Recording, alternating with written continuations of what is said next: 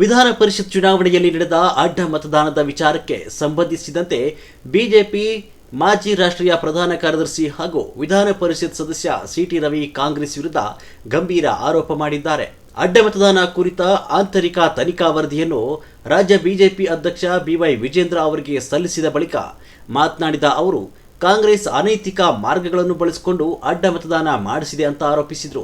ಅಡ್ಡ ಮತದಾನವನ್ನು ಕಾಂಗ್ರೆಸ್ ಮೇಲಿನ ಅಭಿಮಾನ ಅಂತ ಭಾವಿಸಬಾರದು. ಬೇರೆ ರಾಜ್ಯಗಳಲ್ಲಿ ಇಂತಹ ಘಟನೆಗಳು ನಡೆದಾಗ ಪ್ರಜಾಪ್ರಭುತ್ವದ ಮೌಲ್ಯಗಳ ಬಗ್ಗೆ ಉಪದೇಶ ಮಾಡುವ ಕಾಂಗ್ರೆಸ್ ಈಗ ಅದೇ ಮೌಲ್ಯಗಳನ್ನು ತಾನೇ ಉಲ್ಲಂಘಿಸಿದೆ ಅಂತ ಸಿಟಿ ರವಿ ವಾಗ್ದಾಳಿ ನಡೆಸಿದರು. ಅಧ್ಯಕ್ಷರಾದಂಥ ಶ್ರೀ ವಿಜೇಂದ್ರ ಅವರು ವಿಧಾನ ಪರಿಷತ್ತಿನ ಚುನಾವಣೆ ಸಂದರ್ಭದಲ್ಲಿ ಅಡ್ಡ ಮತದಾನ ಆಗಿರುವ ಕುರಿತಾಗಿ ಆಂತರಿಕ ಸತ್ಯ ಶೋಧನೆ ಮಾಡಲಿಕ್ಕೆ ಅಂತೇಳಿ ನನ್ನನ್ನು ಒಳಗೊಂಡಂತೆ ನಮ್ಮ ಬಿಜೆಪಿಯ ರಾಜ್ಯ ಉಪಾಧ್ಯಕ್ಷರಾದಂಥ ಎನ್ ಮಹೇಶ್ ಅವರು,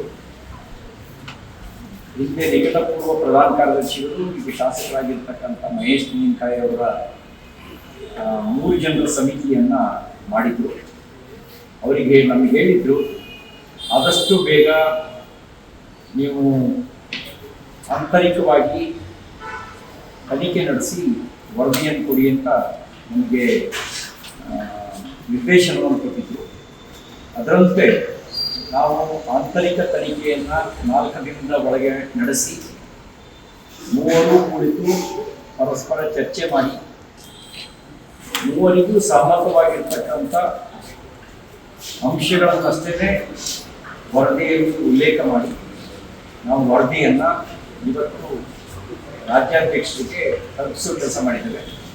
ನಾವು ನಮಗೆ ಅಧ್ಯಕ್ಷರ ನಿರ್ದೇಶನ ಬಂದ ತಕ್ಷಣವೇ ವರ್ಚುವಲ್ ಮೀಟಿಂಗ್ ಮಾಡಿ ಯಾವ್ಯಾವ ಅಂಶಗಳನ್ನು ಗಮನಿಸಬೇಕು ಅಂತ ಹೇಳಿ ಮಾಧ್ಯಮಗಳಲ್ಲಿ ಮತ್ತು ಸಾರ್ವಜನಿಕ ವಲಯಗಳಲ್ಲಿ ಅನುಮಾನಾಸ್ಪದ ಅಂತ ಕಂಡು ಬಂದಂಥ ವ್ಯಕ್ತಿಗಳ ಪಟ್ಟಿಯನ್ನು ಮಾಡಿ ಅವ್ರ ಜೊತೆನಲ್ಲಿ ವೈಯಕ್ತಿಕವಾಗಿ ಸಮಾಲೋಚನೆ ನಡೆಸಿ ಅಭ್ಯರ್ಥಿಗಳ ಜೊತೆಯಲ್ಲಿ ಮಾತುಕತೆ ನಡೆಸಿ ಅವರ ಅಭಿಪ್ರಾಯವನ್ನು ಕೂಡ ಸಂಗ್ರಹಿಸಿ JDS ಪಕ್ಷದ ಮುಖಂಡರುಗಳ ಜೊತೆನಲ್ಲಿ ಮಾತುಕತೆ ನಡೆಸಿ ಮಾಧ್ಯಮದ ಸ್ನೇಹಿತರ ಹತ್ರ ನಿಮಗಿದ್ದಂಥ ಸೋರ್ಸ್ ಏನು ಅಂತೇಳಿ ಅವ್ರ ಹತ್ರ ಮಾಧ್ಯಮದವ್ರ ಹತ್ರನೂ ಮಾಹಿತಿಯನ್ನು ಸಂಗ್ರಹಿಸಿ ನಮ್ಮ ಚೀಫ್ ವಿಪ್ ಹತ್ರನೂ ಕೂಡ ವ್ಯಕ್ತಿಗತವಾಗಿ ಮಾತನಾಡಿ ವಿಪಕ್ಷದ ನಾಯಕರ ಜೊತೆನಲ್ಲೂ ವ್ಯಕ್ತಿಗತವಾಗಿ ಮಾತನಾಡಿ ಸ್ಥಳೀಯವಾಗಿ ಲಭ್ಯವಾಗಿರ್ತಕ್ಕಂಥ ಮಾಹಿತಿಗಳನ್ನು ಮತ್ತು ಸರ್ಕಂಫರೆನ್ಸಸ್ನು ಎವಿಡೆನ್ಸ್ನು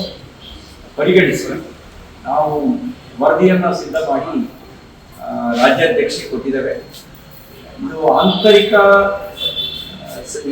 ತನಿಖೆ ಆಗಿರೋದ್ರಿಂದ ಆಂತರಿಕ ತನಿಖೆಯನ್ನು ನಡೆಸಿ ನಮ್ಮ ರಾಜ್ಯಾಧ್ಯಕ್ಷರಿಗೆ ತಲುಪಿಸಿದ್ದೇವೆ. ಇದಕ್ಕೆ ಸಂಬಂಧಪಟ್ಟಂತೆ ಯಾವುದೇ ಮಾಹಿತಿಯನ್ನು ಹಂಚ್ಕೊಳ್ಳೋದು ನಮಗೆ ಅದು ಸೂಕ್ತ ಆಗಲ್ಲ. ಅಷ್ಟೇ ಮಾಹಿತಿ ತಮ್ಮ ಹೇಳಿದ್ದೀರಾ ಸರ್, ಎಷ್ಟು ಜನ ಅನ್ನೋದು ಅಥವಾ ಯಾರ್ಯಾರ ಉಲ್ಲೇಖ ಇದೆಯಾ? ನಮ್ಗೇನಂತಂದ್ರೆ ನಾವು ಇದನ್ನು ನಮ್ಮ ಅಧ್ಯಕ್ಷರಿಗೆ ಅದು ಇಂಟರ್ನಲ್ ರಿಪೋರ್ಟ್, ಎಕ್ಸ್ಟರ್ನಲ್ ಆಗಿ ಏನು ಹೇಳ್ಬೋದು ಅಷ್ಟು ಸಂಗತಿ ನಿಮ್ಗೆ ಹೇಳಿ. ಸರ್, ಎಷ್ಟು ನಂಬರು ಉತ್ತರ ಕರ್ನಾಟಕದವರ ಅಥವಾ ಹಳೆ ಮೈಸೂರು ಭಾಗ? ನಿಮಗೆ NDA 12 ಮತಗಳು ಕ್ರಾಸ್ ವೋಟಿಂಗ್ ಆಗಿದೆ. NDA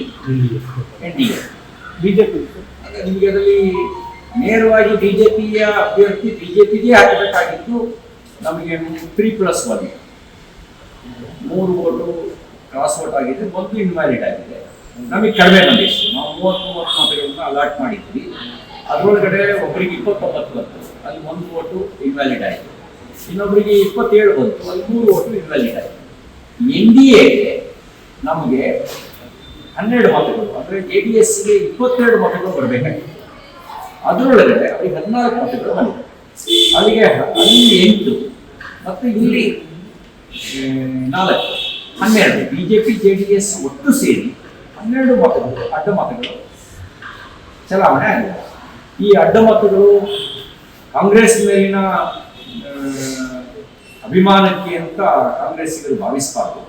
ಅವರು ಅನೈತಿಕ ಮಾರ್ಗದಿಂದ ಈ ಕ್ರಾಸ್ ವೋಟಿಂಗ್ ಮಾಡಿಸಿದ್ದಾರೆ.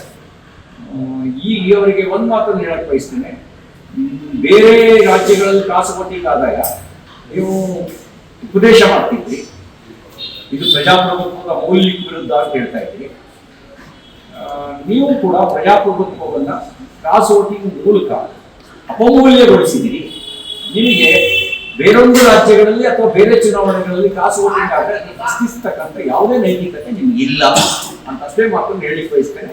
ಇನ್ನು ಆಂತರಿಕ ಸಮೀಕ್ಷೆ ಎಲ್ಲಿ ನಾವು ಎಚ್ಚರಿಕೆ ವಹಿಸಬೇಕಾಗಿತ್ತು, ಎಲ್ಲಿ ಎಚ್ಚರಿಕೆ ವಹಿಸಿದರೆ ಎಲ್ಲಿ ಎಚ್ಚರಿಕೆ ವಹಿಸಿಲ್ಲ ಅನ್ನೋದಕ್ಕೆ ಸಂಬಂಧಪಟ್ಟಂಗೂ ಕೂಡ ನಾವು ನಮ್ಮ ಇದರೊಳಗೆ ಆಂತರಿಕ ತನಿಖೆ ಒಳಗಡೆ ವರದಿಯನ್ನು ತಯಾರು ಮಾಡಿ ಅಧ್ಯಕ್ಷರಾದಂಥ ಶ್ರೀ ವಿಜೇಂದ್ರ ಅವರು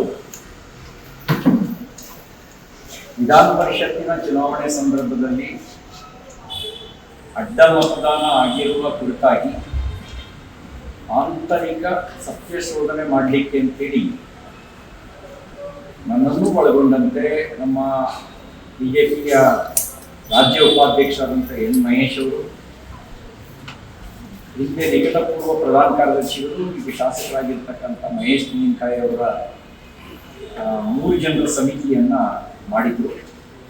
ಅವರಿಗೆ ನಮಗೆ ಹೇಳಿದ್ರು, ಆದಷ್ಟು ಬೇಗ ನೀವು ಆಂತರಿಕವಾಗಿ ತನಿಖೆ ನಡೆಸಿ ವರದಿಯನ್ನು ಕೊಡಿ ಅಂತ ನಮಗೆ ನಿರ್ದೇಶನವನ್ನು ಕೊಟ್ಟಿದ್ರು.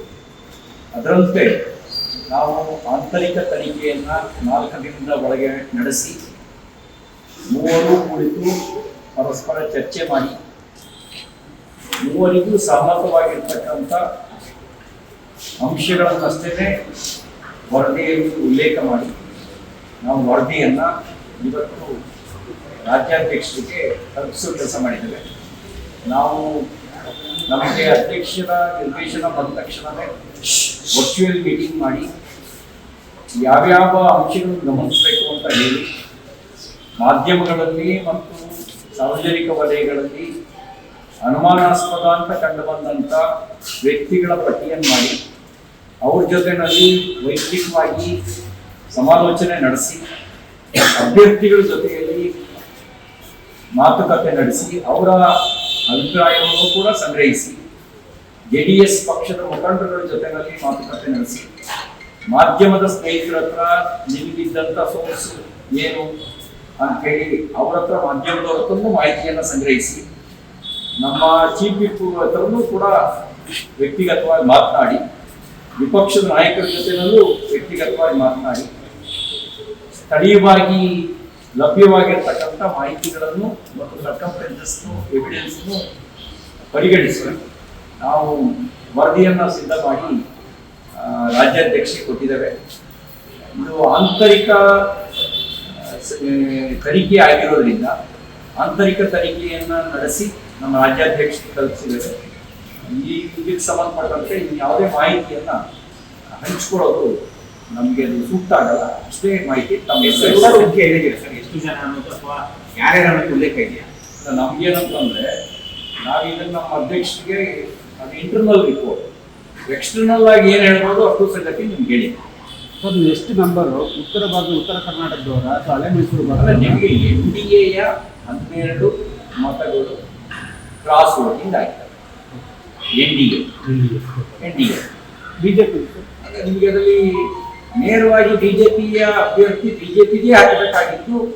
ನಮಗೆ 3+1 3 ವೋಟು ಕ್ರಾಸ್ ವೋಟ್ ಆಗಿದೆ, 1 ಇನ್ವ್ಯಾಲಿಡ್ ಆಗಿದೆ. ನಮಗೆ ಕಡಿಮೆ ಬಂದಿತ್ತು. ನಾವು 30 ಮತಗಳನ್ನು ಅಲಾಟ್ ಮಾಡಿದ್ವಿ. ಅದರೊಳಗಡೆ ಒಬ್ಬರಿಗೆ 29 ಬಂತು, ಅಲ್ಲಿ 1 ವೋಟು ಇನ್ವ್ಯಾಲಿಡ್ ಆಯಿತು. ಇನ್ನೊಬ್ಬರಿಗೆ 27 ಬಂತು, ಅಲ್ಲಿ 3 ವೋಟು ಇನ್ವ್ಯಾಲಿಡ್ ಆಯಿತು. NDAಗೆ ನಮಗೆ 12 ಮತಗಳು, ಅಂದರೆ JDSಗೆ 22 ಮತಗಳು ಬರಬೇಕಾಗಿತ್ತು. ಅದರೊಳಗಡೆ ಅವರಿಗೆ 14 ಮತಗಳು ಬಂದಿದೆ. ಅಲ್ಲಿಗೆ ಅಲ್ಲಿ 8 ಮತ್ತು ಇಲ್ಲಿ 4 12 ಬಿಜೆಪಿ JDS ಒಟ್ಟು ಸೇರಿ 12 ಮತಗಳು ಅಡ್ಡ ಮತಗಳು ಚಲಾವಣೆ ಆಗಿದೆ. ಈ ಅಡ್ಡ ಮತಗಳು ಕಾಂಗ್ರೆಸ್ ಮೇಲಿನ ಅಭಿಮಾನಕ್ಕೆ ಅಂತ ಕಾಂಗ್ರೆಸ್ಸಿಗರು ಭಾವಿಸಬಾರ್ದು. ಅವರು ಅನೈತಿಕ ಮಾರ್ಗದಿಂದ ಈ ಕ್ರಾಸ್ ವೋಟಿಂಗ್ ಮಾಡಿಸಿದ್ದಾರೆ.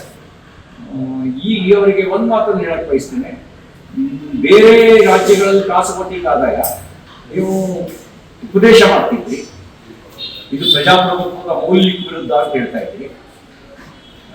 ನೀವು ಕೂಡ ಪ್ರಜಾಪ್ರಭುತ್ವವನ್ನು ಕ್ರಾಸ್ ವೋಟಿಂಗ್ ಮೂಲಕ ಅಪಮೂಲ್ಯಗೊಳಿಸಿದಿರಿ. ನಿಮಗೆ ಬೇರೊಂದು ರಾಜ್ಯಗಳಲ್ಲಿ ಅಥವಾ ಬೇರೆ ಚುನಾವಣೆಗಳಲ್ಲಿ ಕ್ರಾಸ್ ವೋಟಿಂಗ್ ಆದರೆ ಪ್ರಶ್ನಿಸ್ತಕ್ಕಂಥ ಯಾವುದೇ ನೈತಿಕತೆ ನಿಮ್ಗೆ ಇಲ್ಲ ಅಂತ ಅಷ್ಟೇ ಮಾತನ್ನು ಹೇಳಿ ಬಯಸ್ತೇನೆ. ಇನ್ನು ಆಂತರಿಕ ಸಮೀಕ್ಷೆ ಎಲ್ಲಿ ನಾವು ಎಚ್ಚರಿಕೆ ವಹಿಸಬೇಕಾಗಿತ್ತು, ಎಲ್ಲಿ ಎಚ್ಚರಿಕೆ ವಹಿಸಿದರೆ ಎಲ್ಲಿ ಎಚ್ಚರಿಕೆ ವಹಿಸಿಲ್ಲ ಅನ್ನೋದಕ್ಕೆ ಸಂಬಂಧಪಟ್ಟಂಗೂ ಕೂಡ ನಾವು ನಮ್ಮ ಇದರೊಳಗೆ ಆಂತರಿಕ ತನಿಖೆ ಒಳಗಡೆ ವರದಿಯನ್ನು ತಯಾರು ಮಾಡಿ ಅದಕ್ಕೆ ಪೂರ್ಣ ವರದಿ ಯಾವಾಗ